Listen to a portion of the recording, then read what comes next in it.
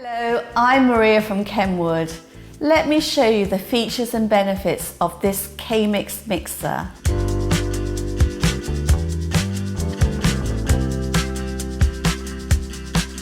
This machine comes with 3 stainless steel bowl tools, a stainless steel balloon whisk, this stainless steel dough tool, and also the KMX stainless steel K-beater. This is a 5-litre bowl with a handle, and it detaches like this. The splash guard completely covers the bowl to ensure you have clean mixing, and there's an additional feed tube to let you add ingredients. This is the slow speed outlet.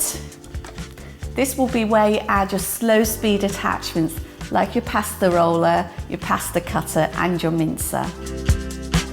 To lift the head is very simple. There's a lever on the side which you pull up, support the head and lift. Once lifted, the head stays in place and it's locked into position.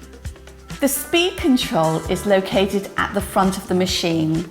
There are 8 speeds, minimum to maximum, and also a fold function. The fold function allows you to fold in additional ingredients into your mix without losing any air in your bake. The KMX mixer comes in a variety of colours, so you can choose the mixer that fits perfectly in your home.